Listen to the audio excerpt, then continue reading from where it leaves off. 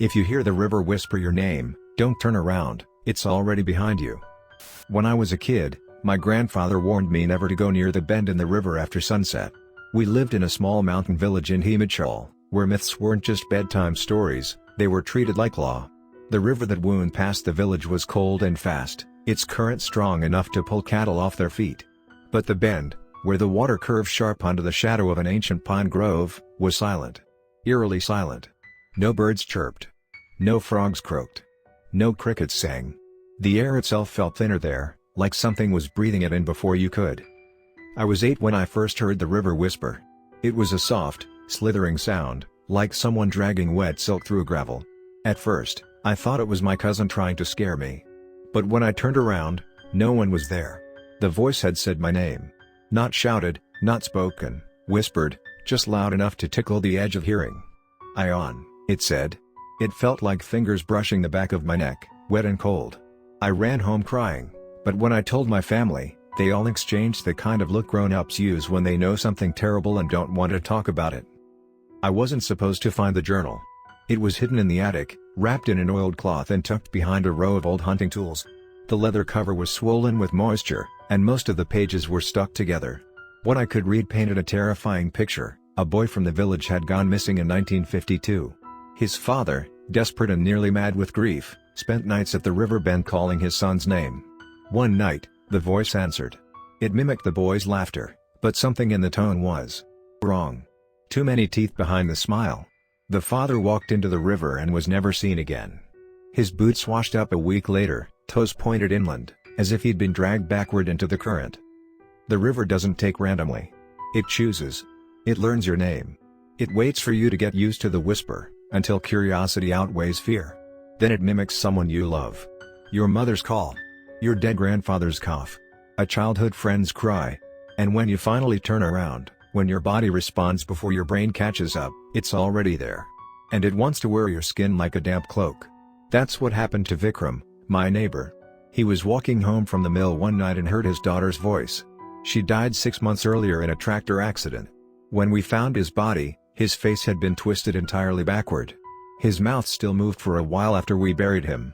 I left the village for years, tried to drown the memories in city noise and streetlights. But when my father died and I returned to settle things, I made the mistake of going down to the river, just to look, I told myself. It was dusk. The sky was bruised purple, and mist was crawling low across the water. I shouldn't have gone alone. I shouldn't have stayed that long. I shouldn't have listened. The voice called my name again, more clearly this time. It sounded like my father. I clenched my fists, stared at the ground, and forced myself to walk away. Now, I hear the whisper even in my apartment, in the hiss of the shower and the hum of the fridge. It's growing bolder. It says things it shouldn't know, private things. It's not just calling my name anymore. It's inviting. And one of these nights, I'm afraid I'll answer. Rules to survive the whispering river. 1. Never go near the river bend after sunset. It only whispers in the dark. 2. If you hear your name, do not turn around. Walk straight, even if it mimics someone you love.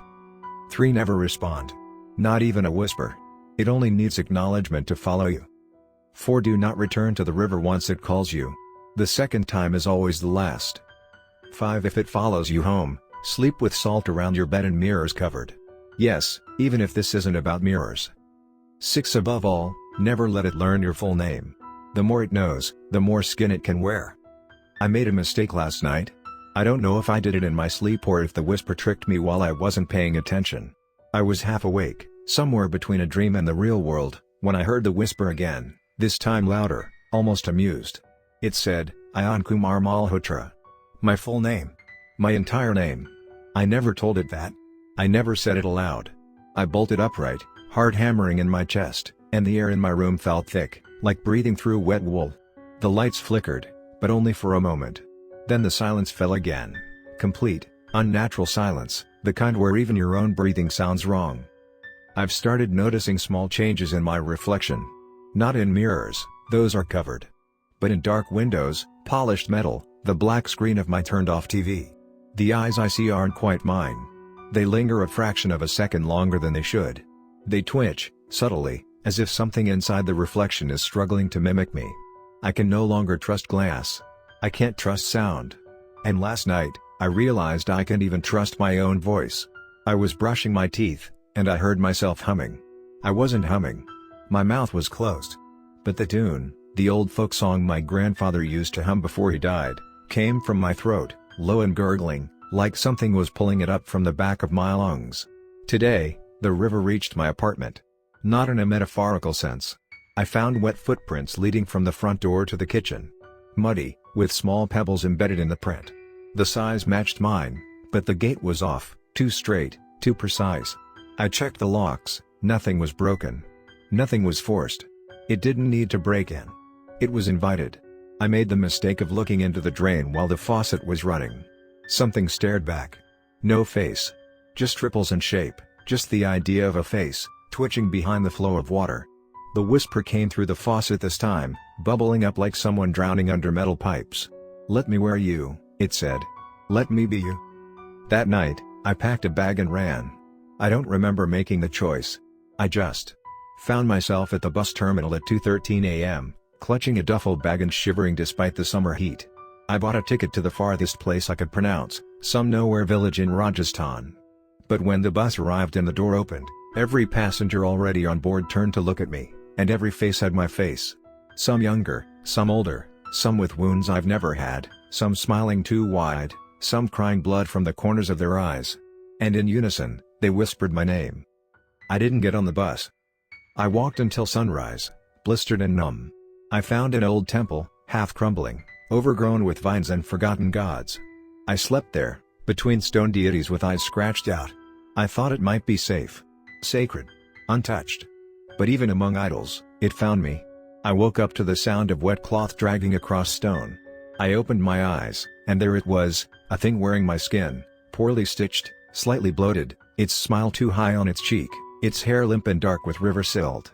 It didn't move toward me. It just stood, watching. Its eyes rolled in two different directions, as if still learning how to focus. Then it said, "You're almost ready to give in."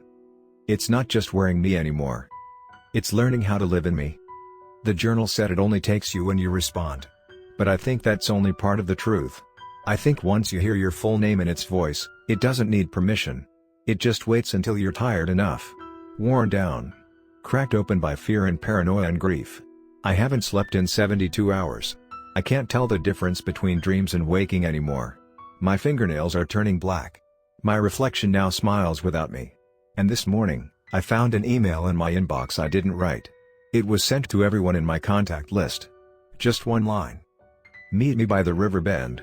I'm coming home." But I never sent it. And I don't think I'm the one who's going to show up. The world around me has begun to slip, edges fray, colors bleed where they shouldn't, and shadows don't behave as they used to. I've stopped answering my phone. Not because I'm afraid of who might call, but because I've already received 3 voicemails. From myself. Each one was longer than the last. In the first, I was crying. In the second, I was laughing. In the third, I was begging someone, anyone, not to answer the door. The problem is, I don't have a doorbell. Not anymore. I tore it off the wall last week, but sometimes, in the dead middle of the night, I hear it ring.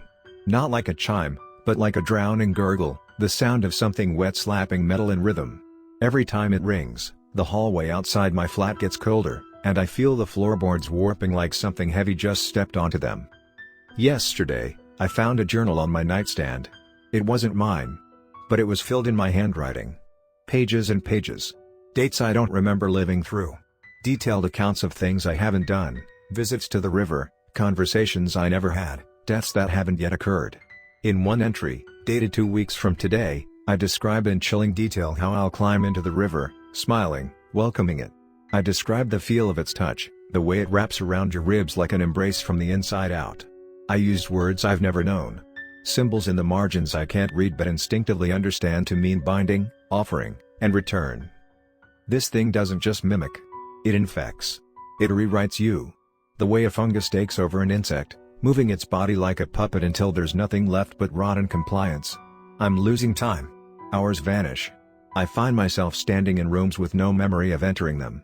My neighbor said I spoke to her last night, smiled and asked if her daughter still cries in her sleep. Her daughter died last year. I would never say that. She said my voice was wrong. Like someone was whispering through your throat, she said before slamming her door. I've taken precautions, of course. The salt, the wards, the dead plants nailed above my windows. I've covered every reflective surface. I even removed all the drains in my apartment. But still, it finds a way. Last night, I cut my hand on the edge of a broken teacup. As I pressed tissue to the wound, I saw the blood rise, not drip, but lift, like it was listening.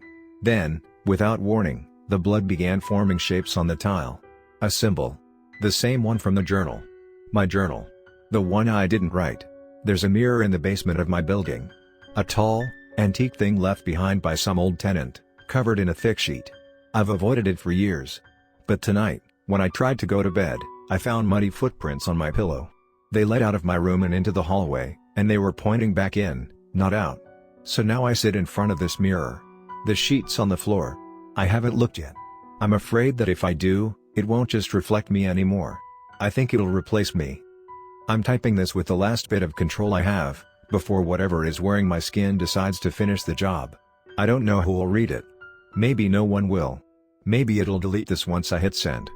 But if you do find it, if you find this file, this record, never trust the voice that sounds like you. Never trust the feeling of something familiar behind you. And whatever you do, never speak your full name aloud near water.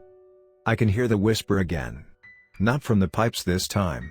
From inside my skull, curling like smoke behind my eyes.